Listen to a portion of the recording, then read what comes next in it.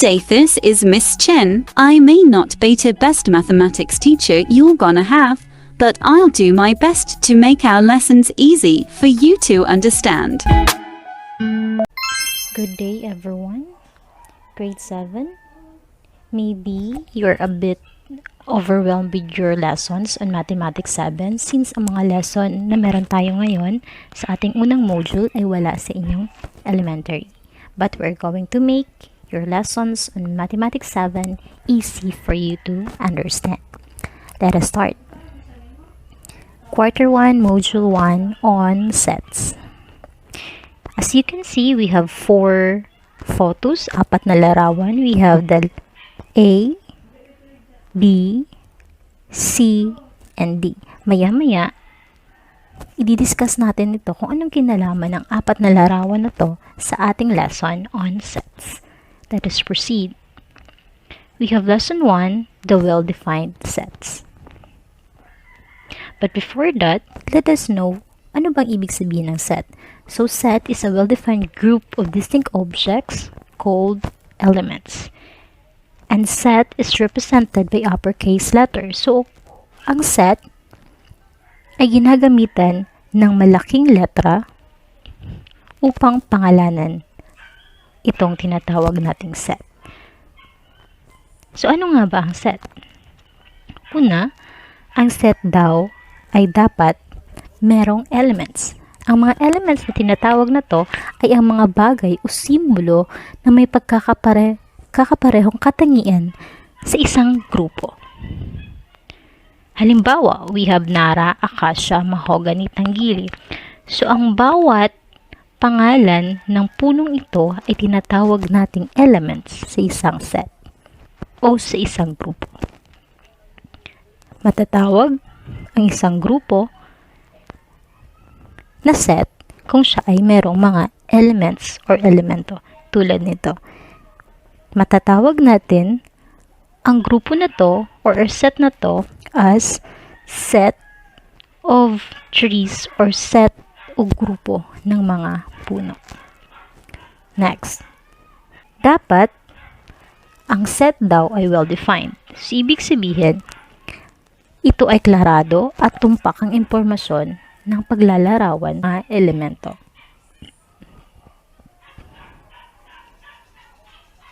At dapat siya ay distinct.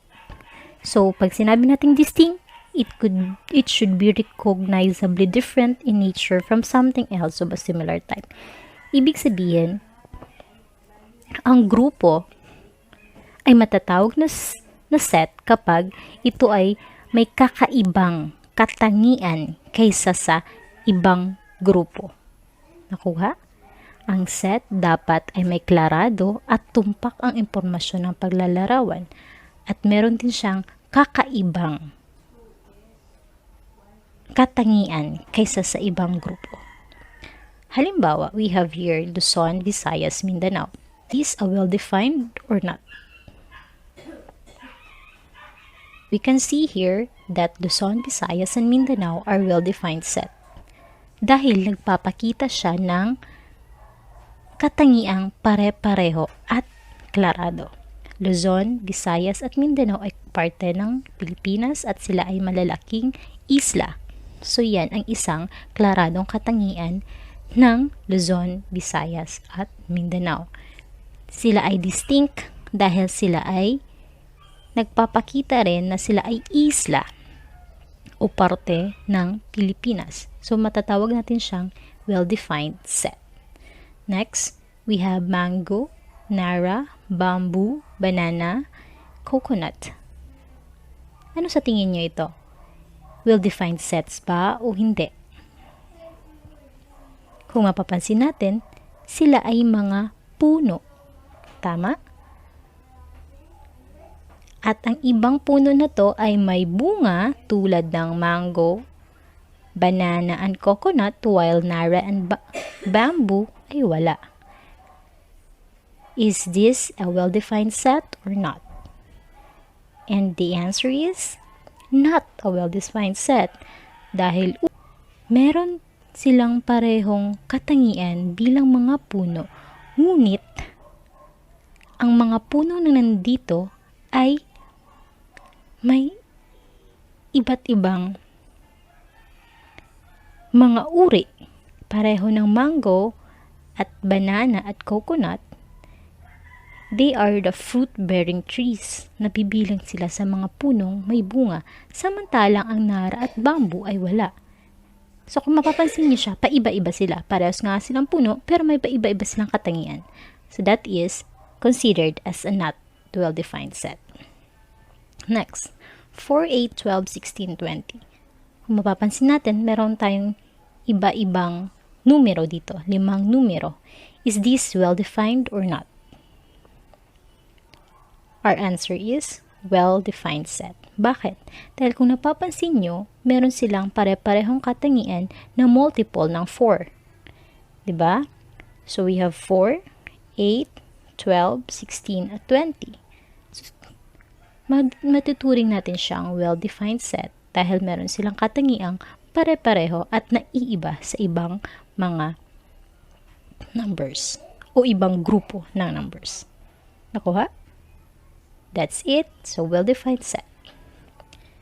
Now, of writing. Meron dalawang uri ng pagsulat ng sets. First, we have the roster notation or listing method. So, ibig sabihin, the elements are listed one by one and are separated by a comma. So, isa-isa nating nililista ang elements ng isang grupo or ng isang set. Halimbawa, Nara, Akasha, Mahogany, Tanggili are the elements of a set. Paano natin siya isusulat gamit ang roster notation? We can write this as this one. Sa kanina, sa unang parte ng ating lesson, sinabi kong ang isang set ay pinapangalanan gamit ang malaking letra. Since these are trees, puno, pangalan natin na siyang T, capital letter T. Now, in roster method, gagamit tayo ng commas and also we're going to use brackets sa unahan at sa last part ng ating elements. So, this is now equal to T set T equals Nara, Akasha, Mahogany, Tanggili. Ganito lang kabilis o kadali ang pagsulat gamit ang roster notation or listing method. Isa-isang nililista ang bawat elements ng isang set, ang bracket at commas. Nakuha?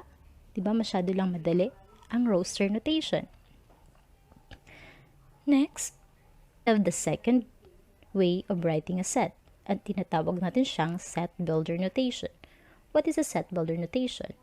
A descriptor is used instead of listing all the elements of the set. Ibig sabihin, sa set builder notation, gumagamit tayo ng descriptor o dinidescribe natin ang set. Kung ano ang mga katangian ng isang set na to. Nakakaibang katangian ng set na to kaysa sa ibang set. So, dinidescribe lang natin siya. Example, we have Nara, Akasha, Mahogany, Tanggili. Paano natin ito isusulat sa set builder notation? We can write this as like this. Gumamit pa rin tayo ng same name ng set which is letter T. At kung mapapansin nyo, gumamit tayo ng descriptor.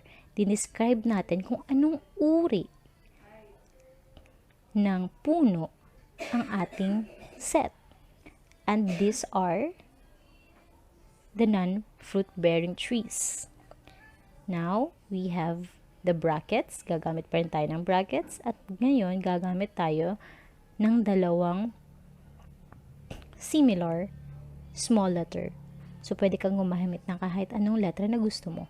So, since ang letrang ito na nasa loob ng bracket ay tumutukoy sa elements, kailangan siya ay maliit na letter since ang ating pangalan ng ating set ay dapat capital letters or uppercase. Now, we can read this as T equals X such that X is a non-fruit-bearing tree. So, kung narinig nyo, tinatawag or binabasa natin ang slash na to as such that. X such that X is a non-fruit-bearing tree. At kung napapansin nyo, gumamit tayo ng XS. Ibig sabihin, tinutukoy niya ang bawat isa ng element. Nasa singular form tayo lagi kapag nagdi-describe ng ating element using the set builder notation. Again, we read this as set T is equal to X such that X is a non-fruit-bearing tree. Nakuha ba? Masyado lang madaling, di ba? Yan ang ating set builder notation method in writing a set. Next, we are now on our lesson 2.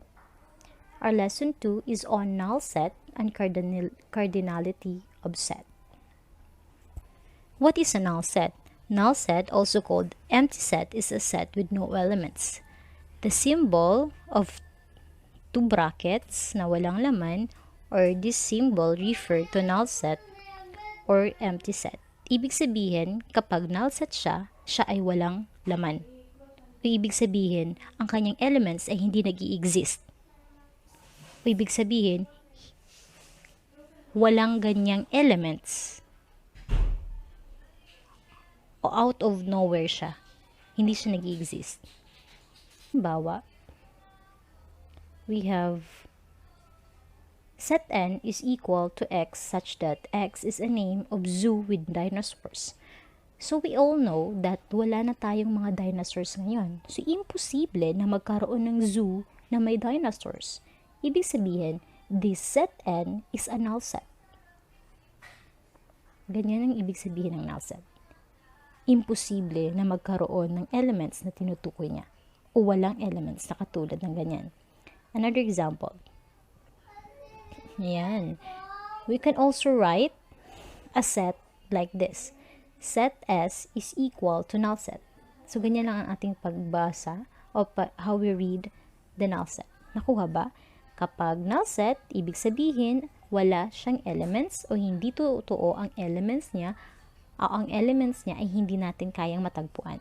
That is a null set. Empty. Now, we have here as the cardinality of set. The number of elements contained in a set, the cardinality of a set is written as a small letter n, open, close parenthesis, with the name of the set. Ulitin ko, ang cardinality of a set ay ang elements o ang number ng elements na nasa isang set. Ibig sabihin, gaano ba karami ang elements na nasa isang set, yan ang tinatawag nating cardinality of a set. At ang kanyang symbol ay small letter n. Let us have an example. We have set A equals 0, 1, 2, 3, 4. Now, what is the cardinality of this set? As we can see, bibilangin lang natin ang kanyang elements, 1, 2, 3, 4, 5. Kaya, ang kanyang cardinality is 5. Make sure in writing the cardinality of a set na ang pangalan ng ating set ay dapat nasa loob ng ating parenthesis. Kung ano ang pangalan ng ating set na letter, uppercase letter, dapat nakasulat siya sa loob ng parenthesis. So that is how we determine the cardinality of a set. Okay, now we have the finite sets. Finite sets are the sets having a countable number of members or elements. Ibig sabihin, kapag ang set ay finite, ito ay nabibilang o ang kanyang cardinality ay nabibilang. Kaya natin bilangin ang cardinality ng isang set. Tinatawag ito siyang finite sets. Example, we have here the same set A equals to 1, 0, 1, 2, 3, 4. Kaya ba natin bilangin ang mga elements ng set A? Is it a yes or a no? The answer is yes.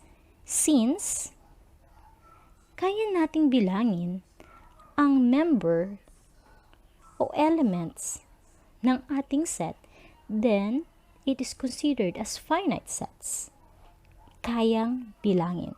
Nakuha? Another example, we have set C equals X such that X is a color of the rainbow. Ibig sabihin daw, ang elements ng ating set ay color o kulay ng rainbow. Kaya ba nating bilangin ang color ng rainbow? Alam mo ba kung ano ang iba't ibang kulay ng rainbow? As we all know, we have red, orange, yellow, green, blue, indigo, and violet. Kaya ba natin yung bilangin? Ilan lang ba yun lahat? Ulitin natin. Red, orange, yellow, green, blue, indigo, and violet. As we can see, there are only 7 colors on the rainbow. Nabilang natin siya, di ba? 7. So, ibig sabihin, ang set C na color of the rainbow ay finite sets. Since kaya natin bilangin ang elements ng set. Nakuha? So, that is a finite sets. Finite sets are the sets na kaya natin bilangin ang kanyang elements or ang kanyang members. Nakuha? Okay, let us proceed. Aside from finite sets, may tinatawag tayong infinite sets. Infinite sets are the sets in which the number of elements cannot be counted or determined. Dahil never-ending o gumagamit madalas ng tatlong tuldok na tinatawag nating ellipsis. Kung ang finite sets ay nabibilang, ang infinite sets naman ay hindi kayang bilangin dahil siya ay patuloy na dumarami. Example, we have here set I equals 0, 1, 2, 3, 4. And we have the 3 dots, 1, 2, 3. Ibig sabihin ng 3 dots na yan ay forever. Patuloy siyang dumarami. So, hindi natin siya kayang bilangin kasi dumarami siya. Hindi natin alam kung saan siya mag-i-stop, saan siya titigil. So, that is an example of infinite sets. Letter I is considered as an infinite set since it has ellipses at hindi natin alam kung saan titigil ang pagbilang ng set I. Nakuha? Set I is considered as infinite set. Another example. We have set C is equal to X such that X is a color of a flower. Kaya ba nating bilangin ang kulay ng mga bulaklak? Is it a yes or a no? The answer is a no. Why? Napakaraming kulay ng mga bulaklak at alam natin na ang bulaklak ay minsan may mga bulaklak na nagbabago-bago ng kulay. Diba? There are some flowers that change colors depende sa panahon. So, ibig sabihin, since nagbabago-bago siya at napakarami ng uri ng bulaklak sa buong mundo, hindi natin siya kayang bilangin. That only tell us that set C is considered as infinite set dahil hindi natin kayang bilangin ang mga elements na nandito sa set C. Nakuha ba yun? Is it clear? Now, let us go back to our photos or example natin kanina. We have set A, the school stuff. As you can see, we have different school materials here. We have the notebooks, the calculator, the board, scissors, crayons, and everything. That is set A, school stuff. Then we have the set B, we have the rulers. Set C, random numbers. Random, and Mr. Random, paiba-iba kahit ano lang. And we have set D, number from 1 to 23, pero may ibang number na nawawala. Now, let us identify kung saan dito sa ating mga set o mga photos, set of objects, ay ang well-defined at not well-defined. Letter A, is this a well-defined? The answer is not a well-defined. Why? Kasi ang katangian ng mga elements na nandito sa ating set A ay hindi magkakapare-pareho. Hindi natin masasabi na ang set A ay distinct o naiiba ang katangian niya kasi meron siyang halo-halong katangian. Halimbawa, we have scissor, ginagamit sa pagputol, cutting objects, papers. We have here the tape,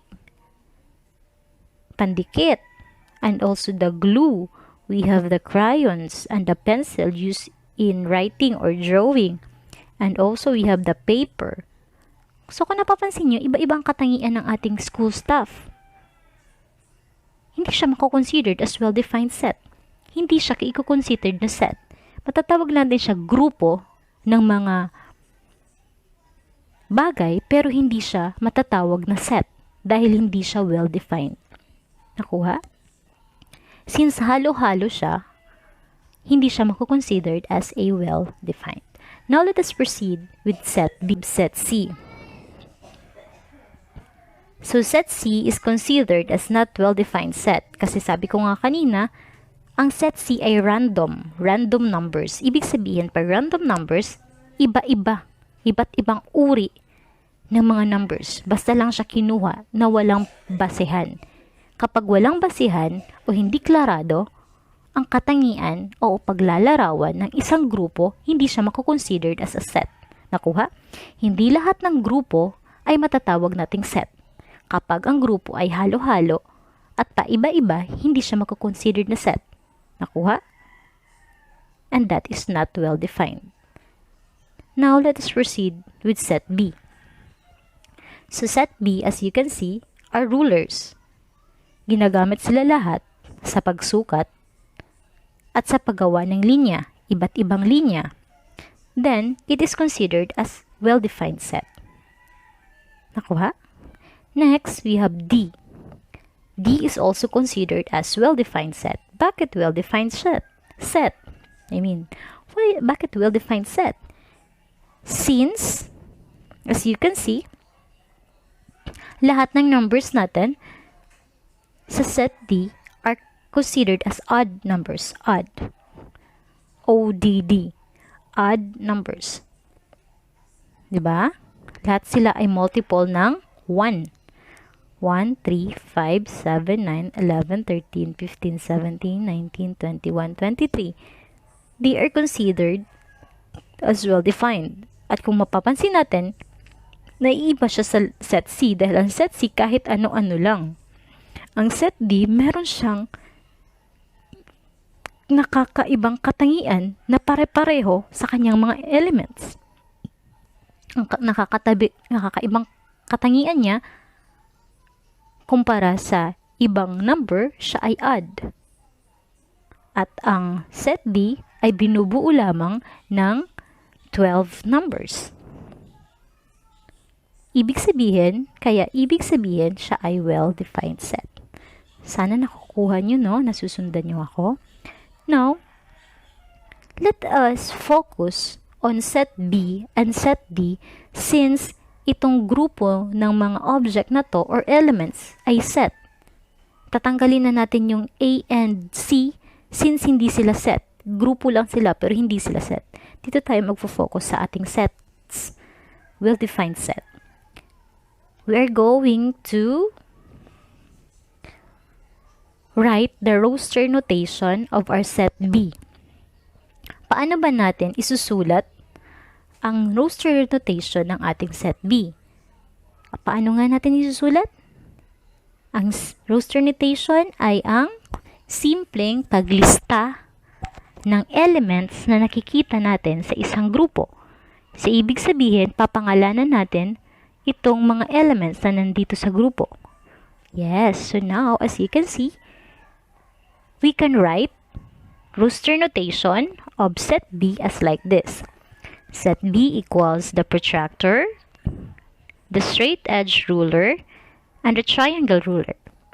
Isa-isa nating ililista lamang ang mga pangalan ng ating elements na nasa ating set, which is the set B. Nakuha ba? I hope nakuha nyo yon. Next, how we're going to write the set builder notation of our set B. Ano ba yung napapansin nyo na sa katangian na pare-pareho sa ating set B? Okay, we can consider that set B is or contained element which are drafting tool. So we can write our set builder notation as set B is equal to X such that X is a drafting tool. Nakuha ba yun? Okay. So that is how we're going to write set builder notation. I-describe lang natin kung ano yung napapansin yung katangian na pare-pareho sa ating elements na nasa isang set. And how about the cardinality? The cardinality of our set B is equal to 3. Bakit? Dahil nga meron tayong tatlong elements. We have 1, 2, 3. So bibilangin lang natin kung ilang elements ang nasa isang set at yan na yung magiging cardinality niya. Now let us proceed with set D. We are going to write our set D in a roster notation. How we're going to write in roster notation or listing method? Ulit, ililista lang natin isa-isa ang mga elements na nakikita natin sa ating set. And that is 1, 3, 5, 7, 9, 11, 13, 15, 17, 19, 21, 23. Make sure na wala kayong nalimutan na doble na mga elements na nakasulat sa ating roster notation or listing method. Ganun lang siya kasimple. Very easy, right? Next, how we're going to write the set builder notation of our set D. Paano natin siya i-describe? Ayan. So we can write this as set D is equal to Y such that Y is an odd number from 1 to 23. Dapat ang pag-describe natin o ang ating descriptor ay tumpak at klarado. Una, kung napapansin nyo, dinescribe natin kung anong uri ang ating mga numbers. Our numbers are considered as odd number, kaya nakaglagay tayo ng odd number.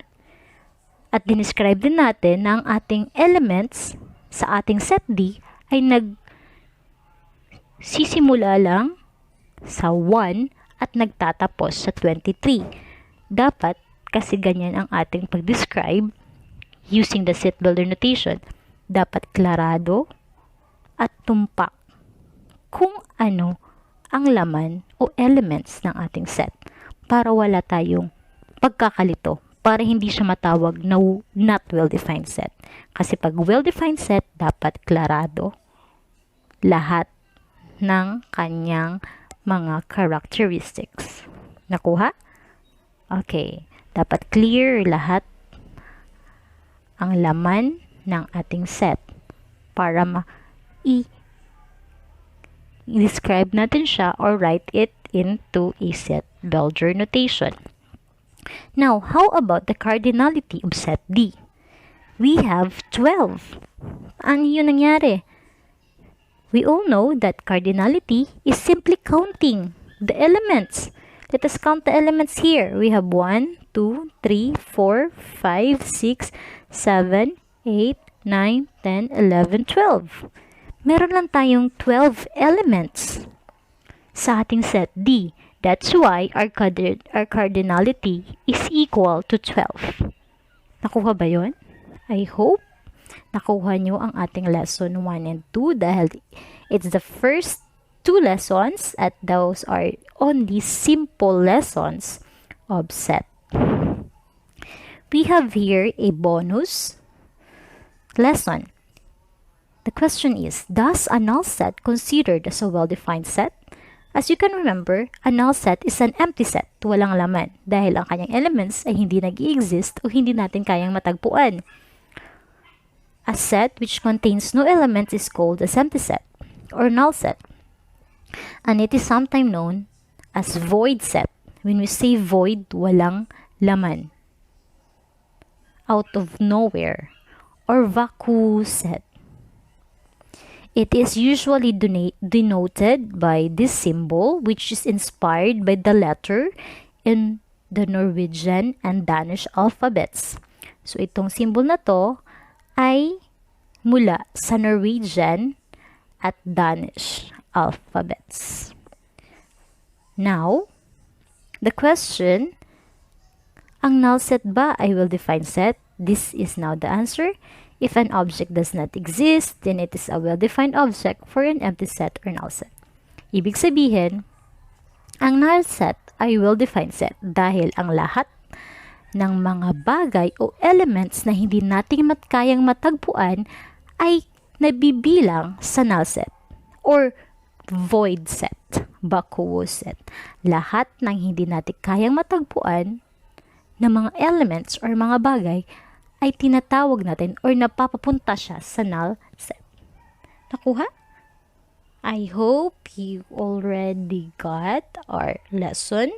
You can review the lesson if you want. We have on our YouTube channel. Ilalagay ko ang link para ma-download nyo ang ating lesson every now and then para mas maintindihan at mas tumatak sa inyo para pagdating ng higher year in secondary or in high school, maaalala nyo pa rin kung ano ba itong set. Ano ba itong null set, cardinality, what is the well-defined set, the infinite set, the finite sets, dahil lahat ng to na pinag-aralan natin ngayon ay magagamit nyo rin sa susunod nating mga lessons.